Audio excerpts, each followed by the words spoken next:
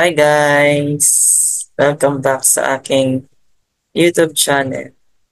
So kung hindi ka pa nag-subscribe, mag-subscribe ka na. And hello sa aking grade 4 pupils and dun sa mga kapanood nito. So in today's video, ay i-discuss ko lang po yung articulated tasks na gagawin nyo, especially yung grade 4 pupils. For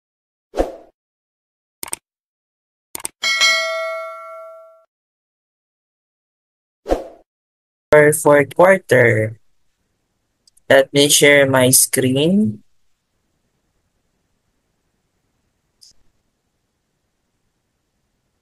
Okay, so this is articulated tasks for quarter grade 4 pupils. So we have theme, understanding our environment through data and experimentation. So this is articulated sa math, English, science, and computer. Okay, so ito yung transfer goal. The learner is expected to interpret simple representations of data.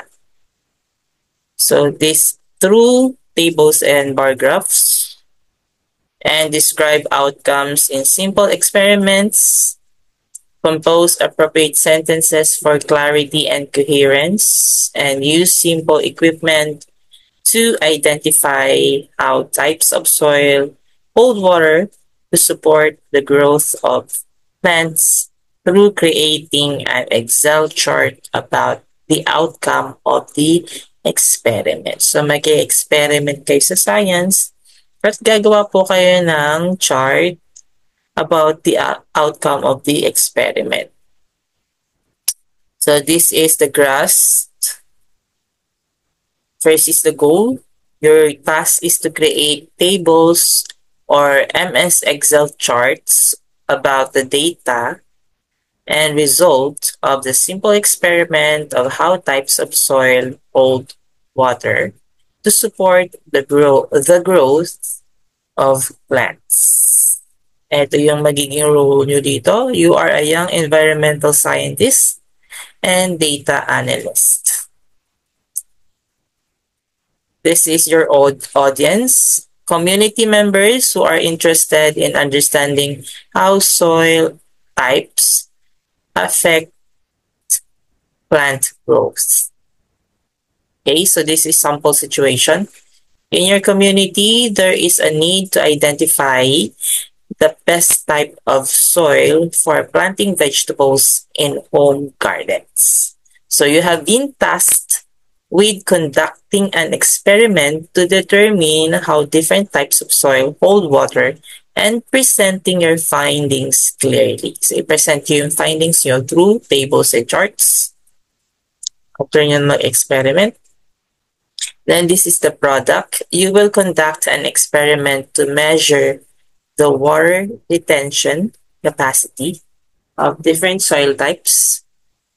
You will then create tables and MS Excel charts to present the data and results, and write a clear and coherent report describing your findings. So this is the criteria. These are the criteria. Okay, these are the criteria. Math, data interpretation, 5 points.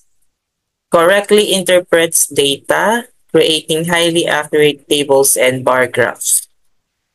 Data representation presents data clearly and effectively in tables and MS Excel charts, making it easy to understand. Next,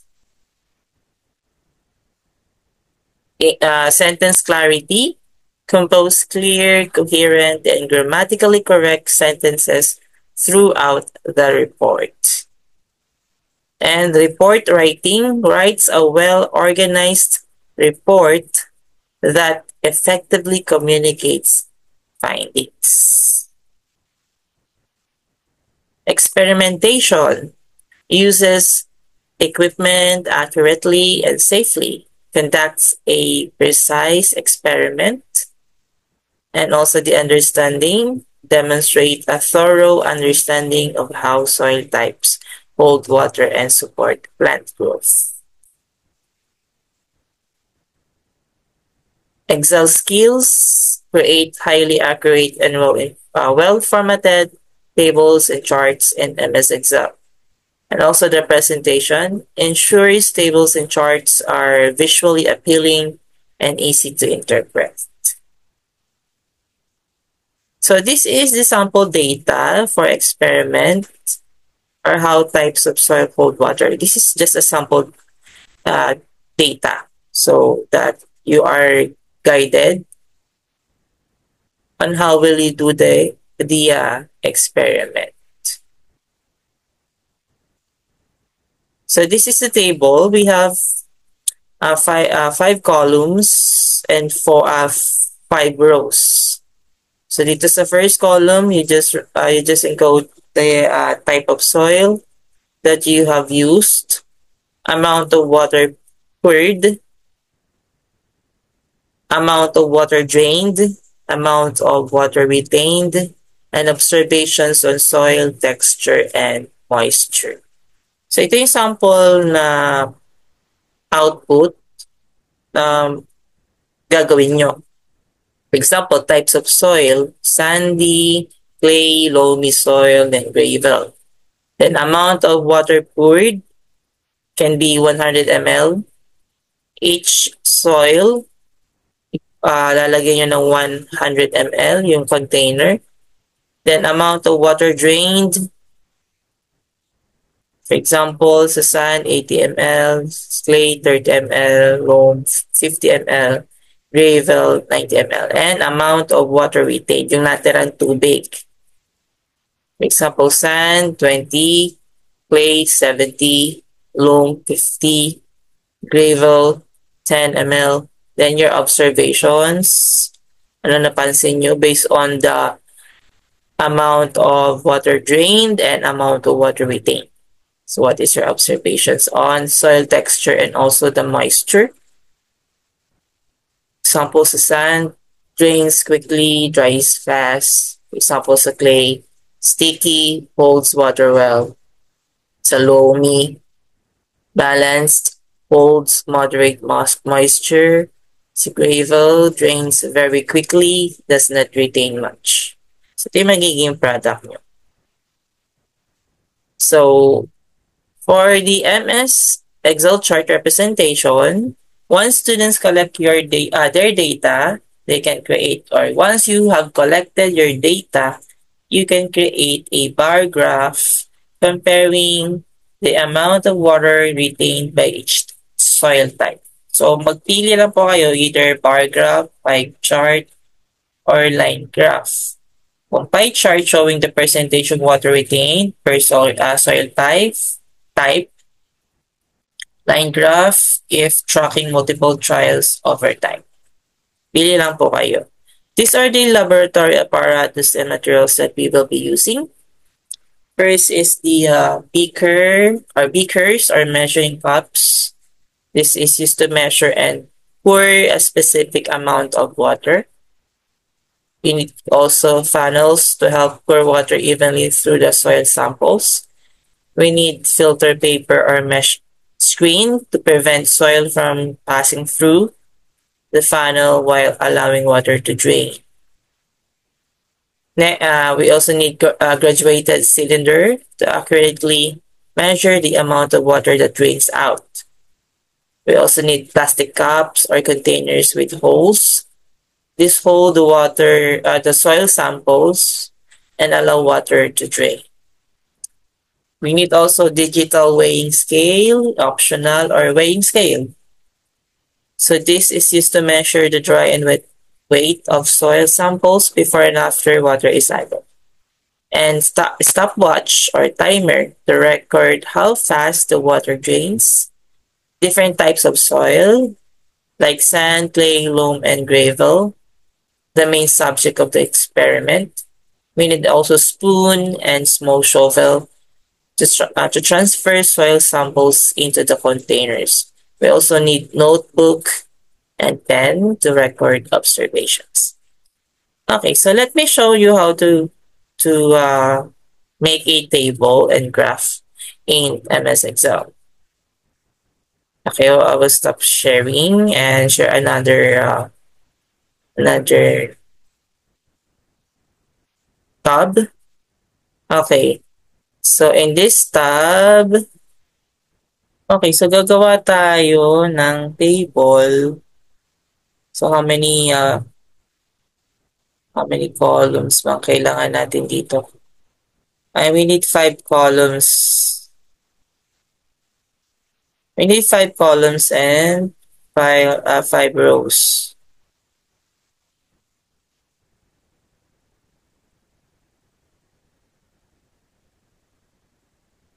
Need 5 columns and 5 rows. So 5 columns. So lakihan natin, adjust natin yung size. So kayo na lang magtansya kung gaano kalaki yung length ng tables and columns, ng columns and rows nyo. So kanilakihan ko para madali siyang encode. Ayan. Mamaya adjust na lang natin. Adjust lang natin. Okay, once na-adjust natin, 5, diba? 5 rows.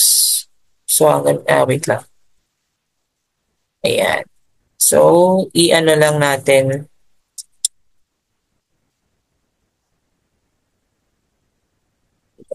So, lagyan natin lahat ng borders. Click yung all borders. Wait lang. Okay, kumana ng cursor ko. Okay, tapos i-bold natin yung text, middle, tapos lakihan natin yung mga 14.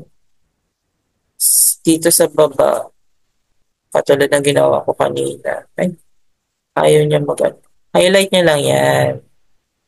Tapos, click niya tong top align, then wrap text. Click wrap text. Tapos, lakihan natin yung siguro mga 12 na lang. So, kayo na lang mag-adjust ng font size. So, free kayo kung anong gusto nyo yung font style, font size, basta organize yung data nyo. Ito lagyan natin ng kulay yung tables. Para namang maganda tingnan. So, any color po pwede po kayong mamili. Ako naman, ang ginamit ko is blue. Ay, wait lang. Okay, ginamit ko ay blue, then light blue naman. Diba? Then, adjust natin.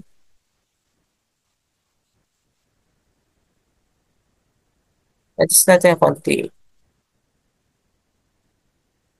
Mamaya mag-adjust na lang tayo ng konti. Ayan, adjust natin.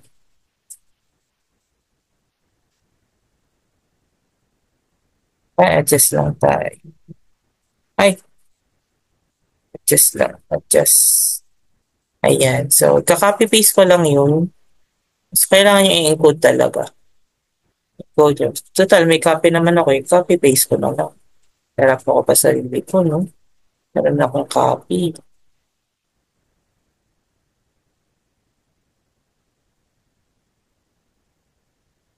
Type of soil. Malagay natin dyan sa unang table ay type of soil. Okay, type of soil. Ayan.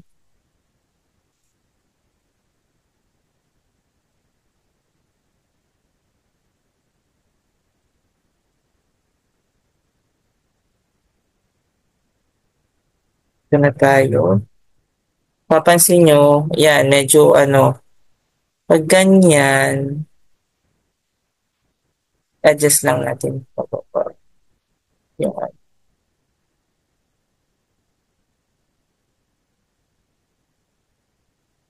okay. Tapos, wait lang, ayusin natin. So, itatap, ano natin siya, middle wrap text. O, yan. Okay na. Middle wrap text lang. Okay. Wait lang, kasi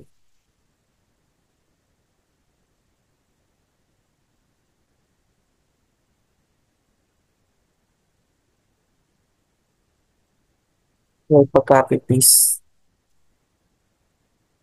Hirapan ako mag-copy paste ngayon. Hindi sa example, kasi kanina, copy paste ko lang. Ipakita ko lang sa inyo kung paano siya gawin dito sa MS Excel. Sa ano, sa MS PowerPoint, madali lang. Madali lang siyang gawin. Compared dito, okay naman din. Kaya na, madali din naman siya dito gawin sa MS Excel. Okay.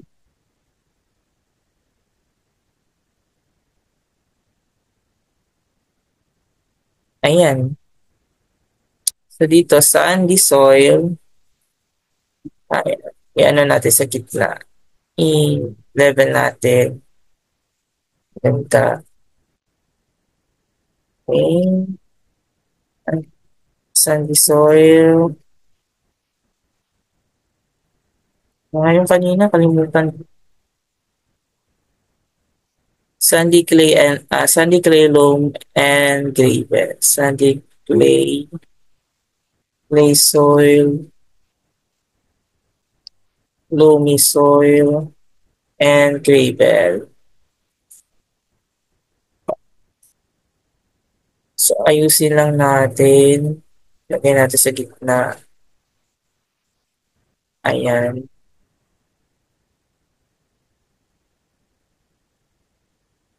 100 ml.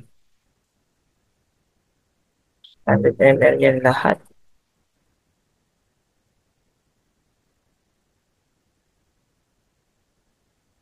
100 ml. Ayusin lang natin yung data. Yung ano, medical data. Lagyan natin sa gitna. Tapos, ayan. Medyo malakihan natin ng konti. Ayan.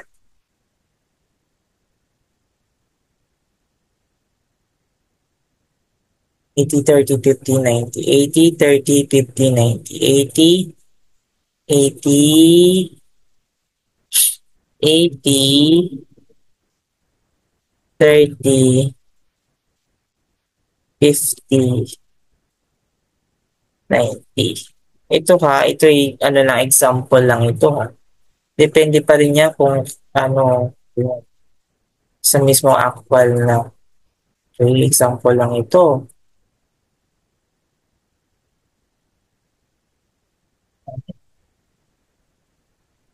Example 80, so ibig sabihin 20 ml. Yung 30, 70. Ang 50, and then 10 ml. Ayusin lang natin. Yan. Lagay natin sa gitna. Tapos, takyan lang natin font size. Adjust nyo lang. And then, yung observations. Copy-paste ko lang ito. Para may sample kayo. Paano siya gawin. Ito yung kung ano yung nilagay nyo sa notebook nyo ha. So, hindi kailangan manghula dito. Kailangan accurate yung observation nyo.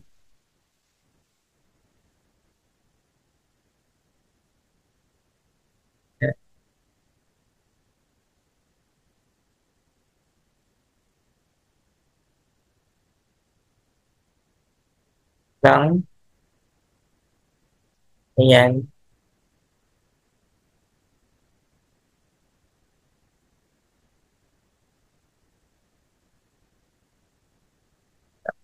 Ito lang.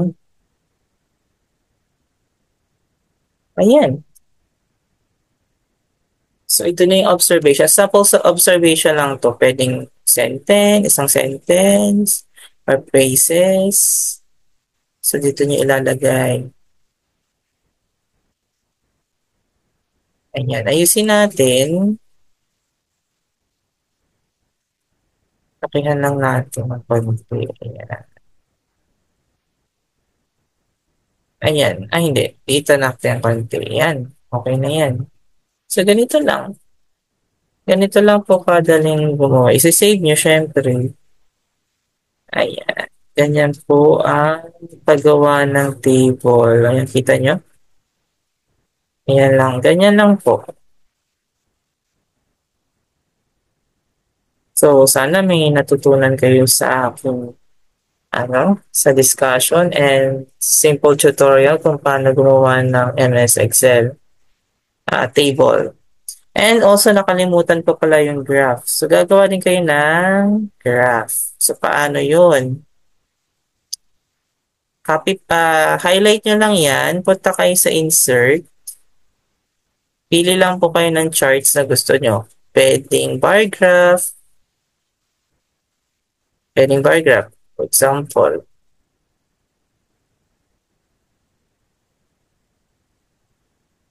at ganito lang. Ito, usin natin. Insert tayo. Pwedeng bar graph.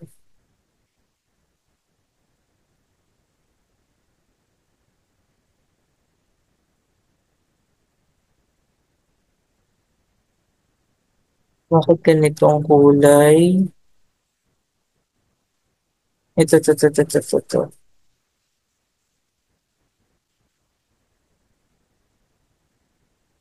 Wait lang ha.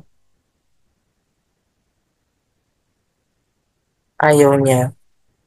Ayan, pwede yan. Or pie graph. Ayan.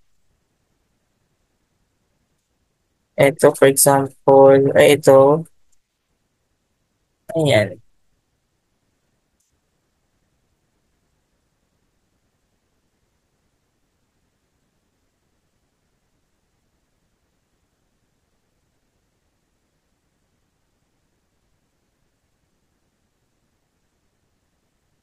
Ayan, dito yan.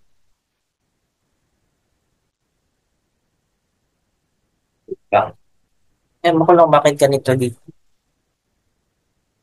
Palitan natin. Ba't ganito? Hindi siya automatic.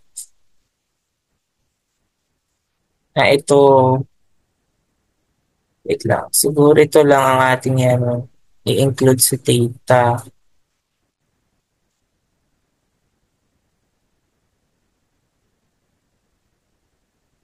Table chart.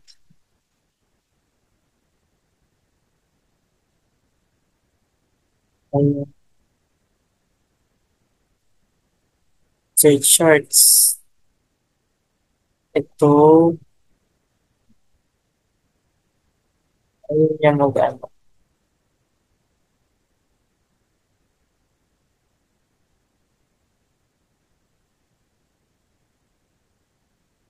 Ayun yan.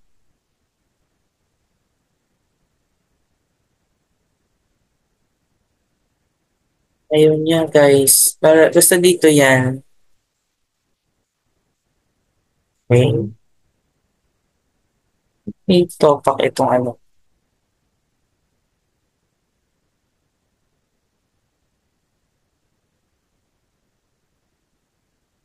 Okay. Siguro hindi magpangit yung ano. Ito siguro. Wait lang.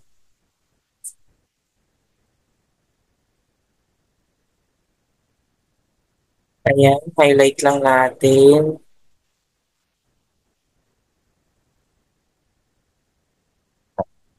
I-ano natin.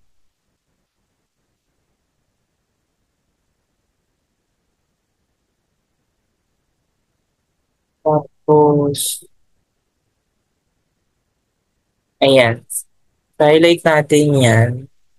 Baka siguro dahil sa data, ayaw pa rin. Ayaw niyang lumabas. Ayaw lumabas yung chart elements, chart type. Ayan dito, bar. Ayan, dito lang yan guys. Ayan, column. Diyan lang yan. Katulad dito sa ito sa ginawa ko. Ito sa sheet number. Ito. Yan. Ito. Katulad nito. Yan. I-highlight ko lang ito. Ayan. Ito. I-highlight lang yan. Tapos punta ka dun sa data kung ayan. Ganyan yun. Okay? Anong gusto mo? Or itong pie graph, line graph, yan. Ewan ko dun, ayaw ipakita yung ano dun sa isang ano. Or kailangan siguro mano-mano, mano-mano ko gagawa. Ito naman yung automatic. Yan. Okay. Baka nagluloko tong aking ano. Ayan. Okay. So, nagluloko lang itong MS Excel. So, ganun lang yung mangyayari doon kapag in-highlight. Automatic na yan. Makakagawa ka na ng chart or graph. Okay, hanggang doon na lang. Sana may natutunan kayo or sana naintindihan niyo yung pinagsasalita ko dito. Pinagsasabi ko dito. Okay. So, stop sharing na natin. So, yun po yung gagawin na articulated task. Thank you for watching and listening. And don't forget to like, share, and subscribe. And hit the notification bell para updated ka sa upcoming videos. Thank you!